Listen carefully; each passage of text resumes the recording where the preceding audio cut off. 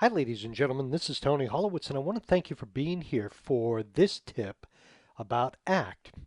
Well, through the years, I've talked to people a lot about ACT, and as a ACT teacher and consultant, I really love teaching people how to use ACT. And because of that, I spend a lot of time talking to them about how to make the most of it. And one of the underlying themes that I see a lot is that a lot of times people don't have a specific plan in how to use ACT. So one of the things I really talk about when you're starting to use ACT, one of the best pieces of advice I can give you is to completely forget about ACT. I tell people that all the time. ACT is a great piece of software, but it's only as good as the plan you have and the actions you want to take to implement and see that plan through. So when I talk to people initially, I tell them, do me a favor, just forget about the software. Don't even think of it. Don't get caught up in all the bells and whistles and all the things related to what you see on the screen. In fact, close it. Grab a yellow piece of paper and let's start talking about what you're trying to accomplish. Let me give you an example.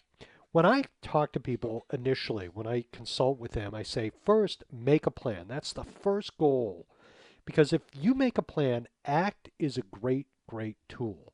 However, if you're not organized or you're disorganized, ACT isn't going to help you. Many years ago, I attended a luncheon and the speaker talked about computers and said, people think computers are going to help you stay organized.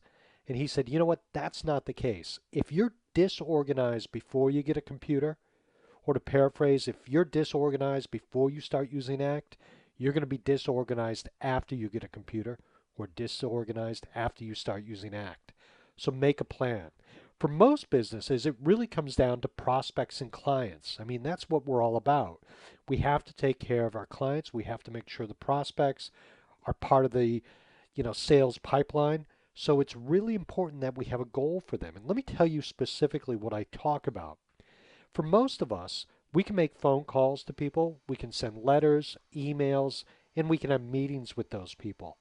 But I think a great way to look at ACT is start by thinking about what or how you would manage your customers.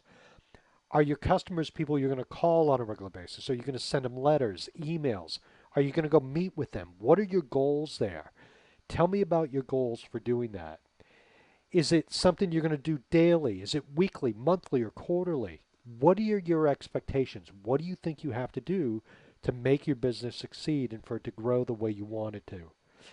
And at the end of the day, even if you're a new business, even if you're new to ACT, even if you're new in sales, think about how you want to treat your customers and set them up as the example for what you want to do.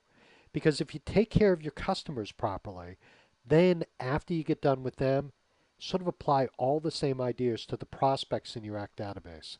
And for most of us, selling and being in business is all about customers and prospects. Everything else is somewhat fluff. Everything really comes back to customers and prospects. So forget about ACT and make a plan. My name is Tony Holowitz. Thank you for being here.